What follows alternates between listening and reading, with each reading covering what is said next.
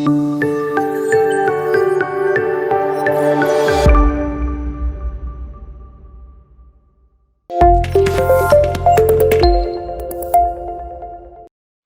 and a very warm welcome to Bharata First. You're watching Big Picture with me, Frank Razan Ferreira.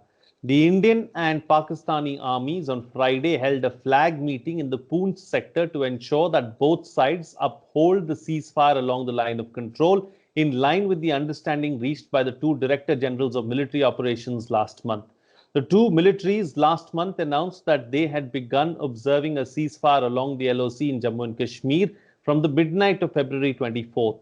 Friday's flag meet was held at the brigade commander level. It is for the first time in about 5 to 6 years that the LOC has been silent, which bodes well for the future, Army Chief General M.M. Naravne said at an event on Friday. Meanwhile, a series of reports have claimed that the ceasefire was prompted by a back-channel dialogue between India and Pakistani officials and facilitated by the UAE. In this edition of Big Picture, we will analyze the thaw in Indo-Pak ties and the role of the UAE. Joining me on the program today are Vishnu Prakash, former ambassador, Professor A.K. Pasha, School of West Asian Studies, JNU, and Major General Dhruv Katoch, retired Director, India Foundation. Thank you to all my guests for joining me on this edition of Big Picture. Ambassador, let me begin the program with you first. There has been a lot of talk in the media about the thaw in the relationship between India and Pakistan. Let's start with that first before we get into the possible role that the UAE has played. What are the factors that led to the thaw in the relationship between India and Pakistan? How do you see the entire situation? Frank, greetings and nice to be on the show with you. General Bajwa's comment on the 18th of March came as a pleasant surprise. And what he said in the normal course should have been a cause for great relief. And given the fact that India has always been an initiator of the dialogue, we have sought a peaceful border with Pakistan. What he said was that let us bury the past, move on, and please create a conducive environment in Kashmir. Very good.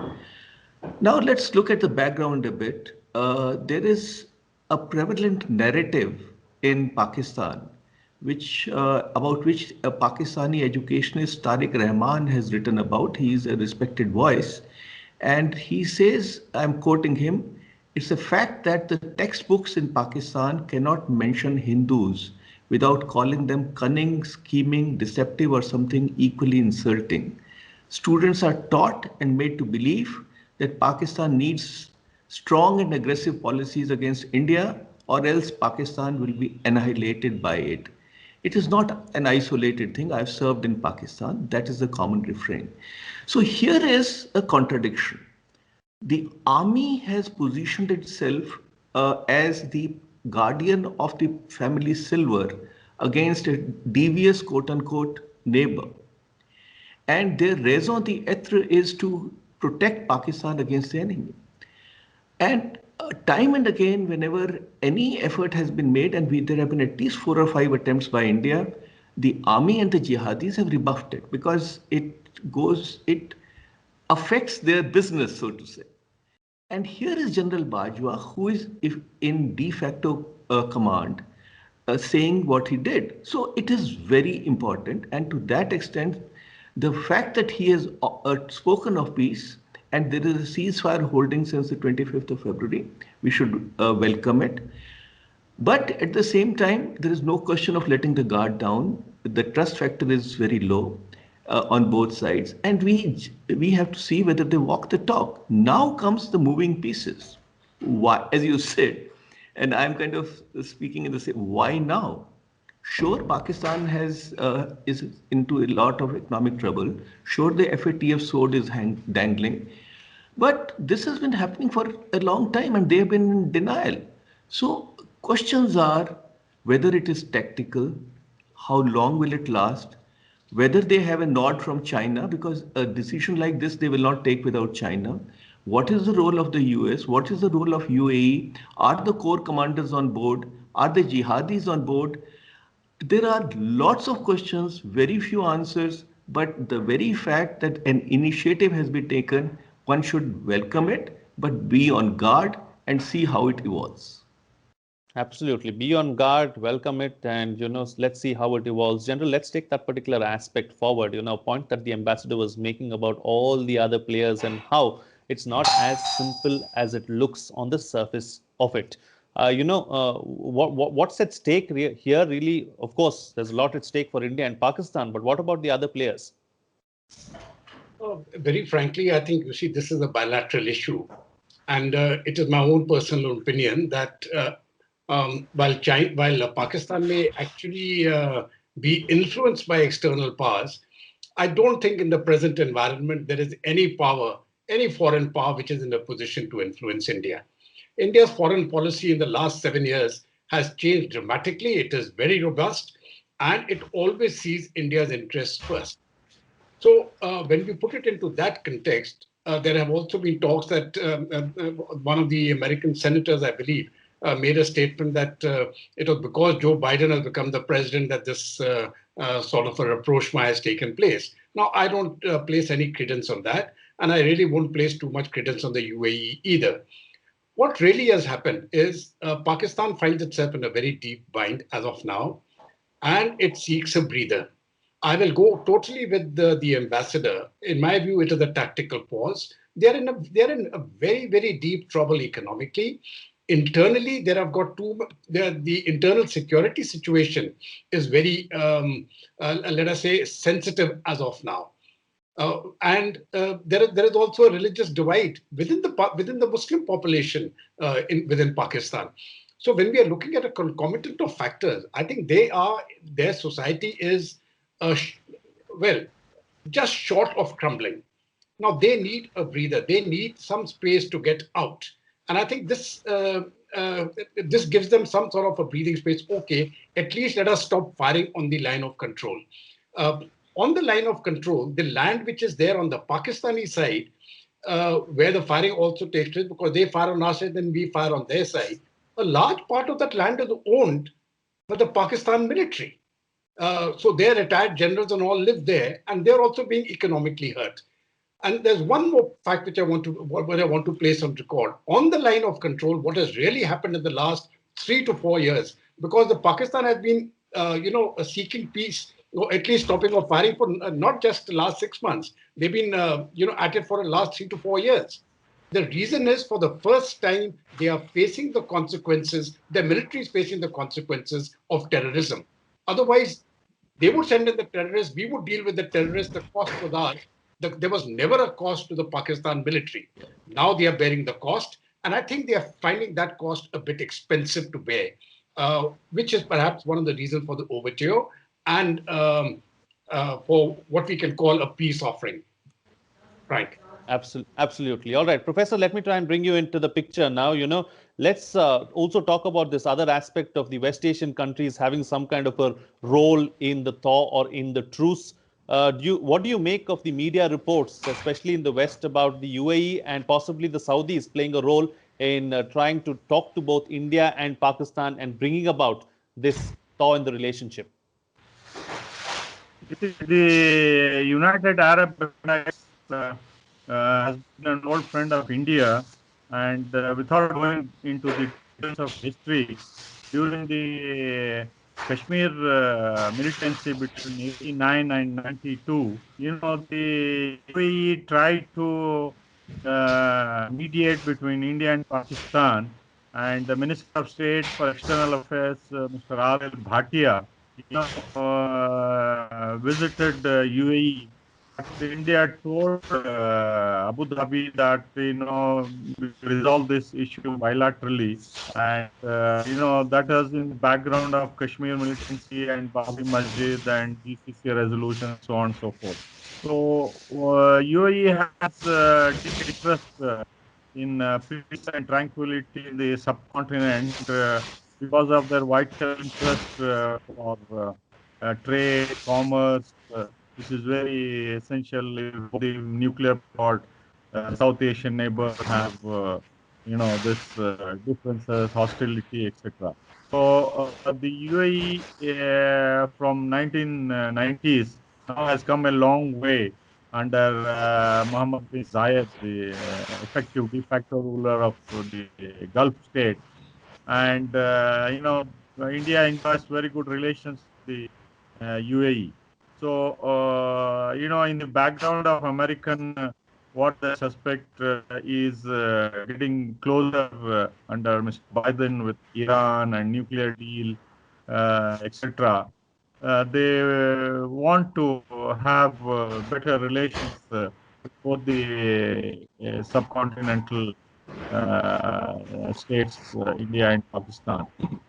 And that is how the UAE Foreign Minister Sheikh Abdullah bin Zayed, has been shuttling between the two countries. And Indian Minister of State Jaishankar also visited Abu Dhabi, and Pakistani Foreign Minister Qureshi also visited. So what they are doing now is nothing new, but because of the proximity between India and UAE, I think this is proving to be much more effective, and hopefully the ceasefire will be followed by sending of ambassadors and envoys to each other's capital, and followed by bilateral border trade through Punjab, which was happening earlier. The UAE has, in fact, after 1992, the founder of the UAE, Sheikh Zayed, also several times during his visits, both to New Delhi and also Indian leaders who visited Abu Dhabi, has expressed his desire to see peace prevail between the two South Asian neighbors. Because, as you know, India has more than 3.5 million Indian workers in the UAE, bulk of them in Dubai and Abu Dhabi Emirates. And that is the lifeline for UAE, for the prosperity, for the kind of power projection they have been doing from Bahrain to Libya to Syria to Somalia, Yemen, etc. And also their ongoing problems with Iran, and the change in US administration with Joe Biden emphasizing new strategies. So all of these things have given an opportunity to the UAE leaders to look eastward and see how best they can do, because they have intervened in a number of conflict situations in West Asia, Gulf, and North Africa also. But what is most important for the UAE is, the fear of conflict between India and Pakistan or Kashmir or other issues impacting the UAE's domestic and regional and international issues. So in that way, we have to see, and their anxiousness, although we are not acknowledging the role of the United Arab Emirates, but we have to look at our friends' initiative closely. Of course, Iran has tried earlier, and Egypt also tried, Turkey also tried to mediate. So, Ambassador, let's take the discussion forward and let's talk about this particular aspect and about what's at stake really as far as the UAE is concerned, because the UAE has traditionally been close to Pakistan in the past, has become extremely close to India now of late. So, what's at stake to the UAE, especially in the subcontinent? Very pertinent question. You are absolutely right. Hitherto, the refrain was Pakistan is a brother, India is a friend. But that refrain has maybe remains the same, but the friend has become as close, if not closer, than the brother. And the UAE has perfect credentials amongst any country in the region which can speak to both in India and Pakistan. We have, in the last few years, the way our relations with the UAE have grown, security cooperation, intelligence cooperation, defense cooperation, economic cooperation, people to people, and so on, is something which is remarkable. And personally, between the Crown Prince and the Prime Minister, there's a very good equation. So yes, and by the way, UAE is going to participate in joint military exercises with India in the coming weeks. So that is the kind of equation that India and UAE have. Having said that, and let me also add that the UAE certainly as a well-wisher and a friend of India and Pakistan would like to see peace and tranquility prevail. More than 30% of the UAE population comprises of people of Indian origin, about 10 to 12% of Pakistani origin, amongst others. But there are two schools of thought that I am hearing. One is that UAE may not have played the kind of role that is being attributed to it. And another is that, well, they have played the role. Now, what the one school of thought or one section of the experts, and we have lots and lots of experts when it comes to the subject, they believe that it is pure organic back channel contacts between India and Pakistan, which is a norm, by the way. Any neighboring countries or important countries always have back channels regardless of the circumstances. And on the back channels, that it has grown from that for reasons that we have discussed and we will be discussing. The economic mess that Pakistan is in, the foreign exchange issues, the inflation, the corruption, the Pakistani democratic movement, and so on and so forth, sectarian violence. So they are having issues. Whether they have smelled the coffee and they have realized that enough is enough and they have to turn a new page, well, that is so, it's very good. If UAE has played a role, to what extent UAE has played a role, we do not know. But end result is that the strong man of Pakistan, the army chief, who is supposed to be a Kashmir expert, who has been in office since 2016. So he's in this fifth year as an army chief. That they have made the overture, and that helps in taking a pause, examining this, assessing the situation, and if we believe that actually ceasefire will hold, that there will be no terror incidents, if we see the terror infrastructure starting to get thinned down, I mean, we are always very happy to discuss any and every issue that can bring about a better relationship and equation between our two countries. Frank? Absolutely. Absolutely. General, building on the point that the ambassador has just made, let's also talk about this issue. I mean, if history is anything to go by, we've seen Pakistan always backtracking on its words. So that having been said, how important is it for us to be on our toes? What are the signs that we need to watch out for? And how do we proceed? Well, Frank, in an article which I wrote recently, I made the point that past performance is really no guarantee to what is going to happen in the future. So if Pakistan has not behaved appropriately in the past, that does not necessarily mean it won't behave appropriately in the future. Absolutely. But what's changed, General? What's changed? This is what I want to say. But seeing the present signs now, I don't see that change. You see, if a change has to take place within Pakistan, there has to be a fundamental shift. Now, while we are seeing statements which have emanated from their prime minister and from their army chief, we have not seen any fundamental shift in Pakistani policy. One last point I want to put in, this is especially for the Indian friends watching the program. Too many people say that for Pakistan, Kashmir is the core issue. Let me put it this way: for India, also Kashmir is the erstwhile state is the core issue. The vision has shifted now. For us, the key issue now is Gilgit-Baltistan and Mirpur Muzaffarabad. And when will Pakistan give it back? Now, I think whenever we have discussions, this is what the Indian stance must be. It can no longer be a defensive stance that Pakistan, okay, you keep what you got, we'll discuss what is with India. Now, we keep what we have and we will discuss what Pakistan has.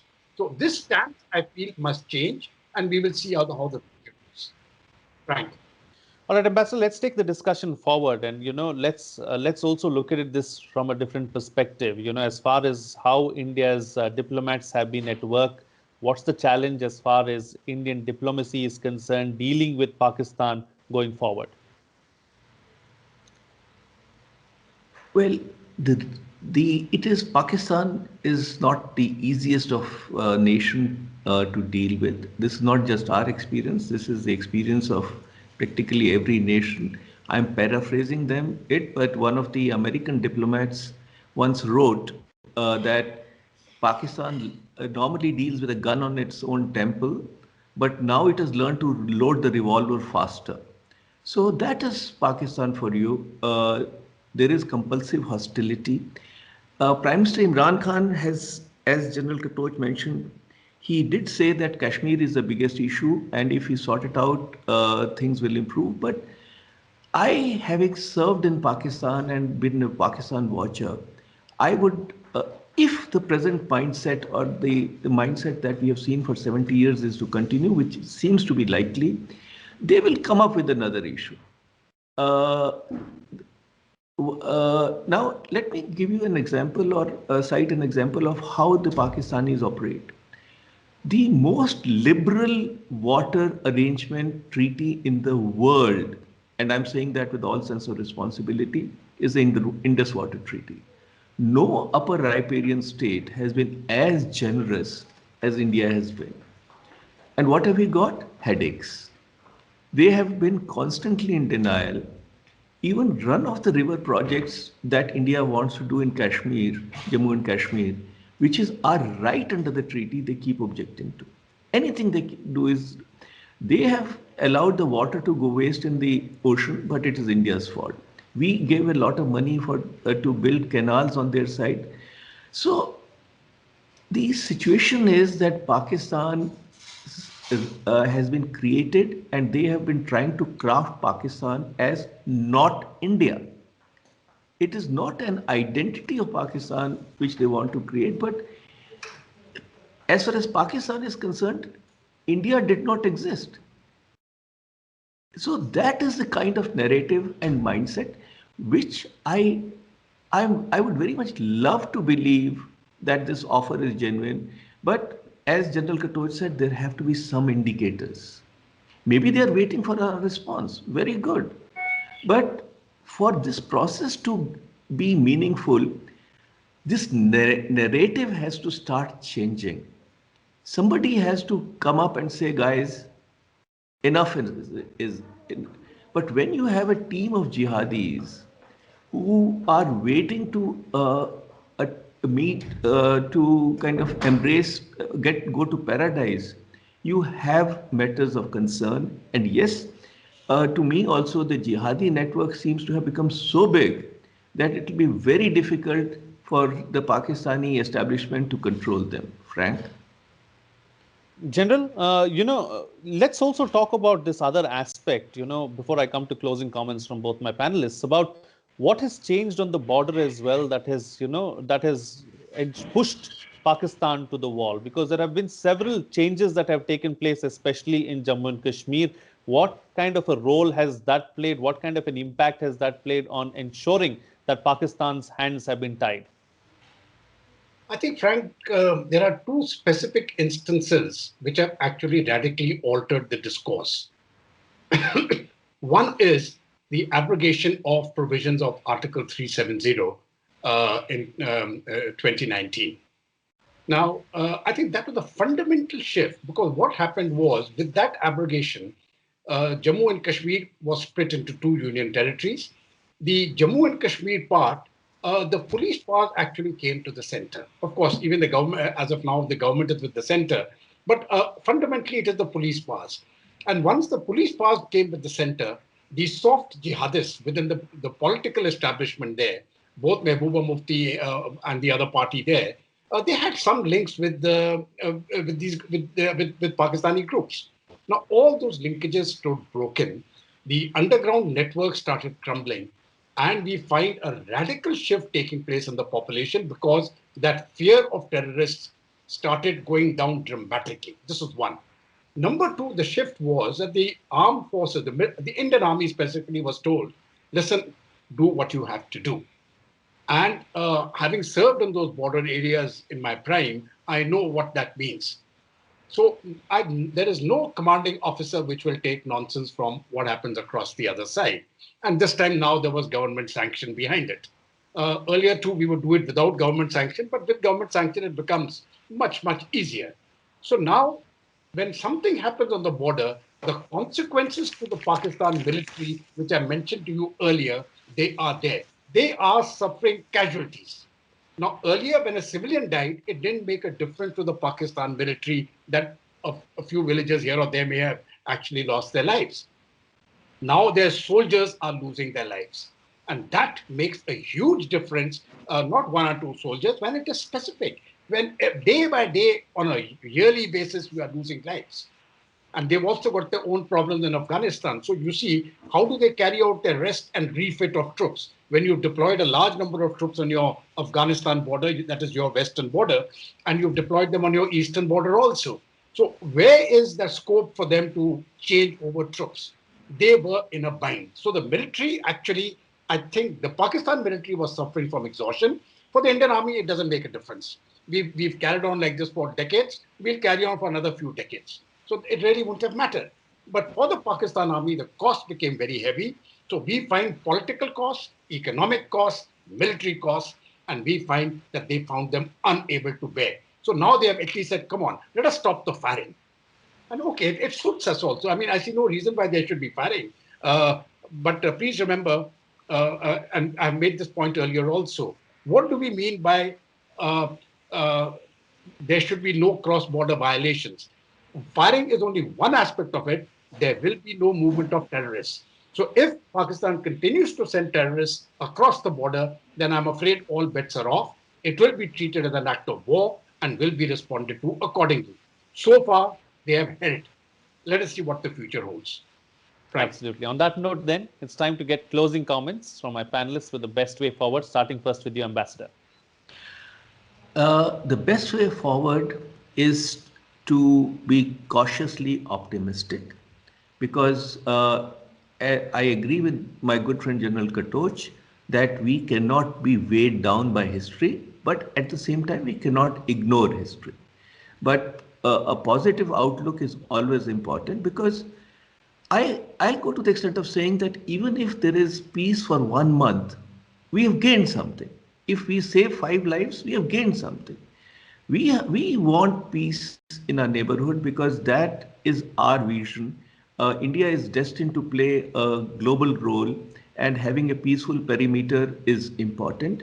At the same time, it is very clear that if they continue on their path, increasingly the cost to Pakistan will be higher. Let me put a number to what General Katoch said. He was talking about the ceasefire the cross-border firing. Apparently, there were 5,000 violations last year. And India did not send back roses and best wishes. So obviously, there has been a cost to what they are doing. But at the same time, if they are sincere, if they are willing to walk the talk, they will not find a better partner than India. All right, General, close the show for us with your concluding remarks. Right. Frank, in my view, I think it is important for both the countries to, to maintain the ceasefire. So long as there is no firing and no movement of terrorists, I think we have both the sides will gain tremendously. Having said that, let us not jump the gun. Let us not say, okay, everything is hunky dory, a love fest prevails. It does not. So there should be no talks. No talks at least for a year or 2 years till we are convinced. Diplomacy, okay, you may put your ambassador there. They may put their ambassador here, but that's it. No economic engagement, no talks. But let us preserve the ceasefire. I have maintained a different theory. You see, we say that India and Pakistan are brothers. Let's live like brothers. Now, this policy has not worked. So let us change the whole paradigm. Let us say India and Pakistan are enemies. We are destined to be enemies. Now, how do we live together? Now, once we change that, I think we are in a better state because once you put the baseline very low, that we are enemies, now how do we live? Then any step will be a positive step. So let us change the focus. Let us be cautious, and let us not overtly jump the gun. Frank. All right, gentlemen, we'll have to leave it at that. Thank you so much for joining me on the program and sharing your views and putting things into perspective for us. What's coming out of this discussion is that Pakistan is in deep trouble domestically, internationally, and economically. It is just looking for a breather. Let us maintain the ceasefire, but be extremely cautious. There should be no talks and no economic engagements till Pakistan gets its act in order and ensures it stops cross-border terror completely. As far as India's foreign policy is concerned, it is independent of foreign influence and we work in and for our own interest. Well, that's it from me. See you again next time. But before I leave, let me thank you once again for being here. Remember to like and subscribe to Bharata First on YouTube. Also, follow the social media handles. I need your support more so than ever. Please spread the word.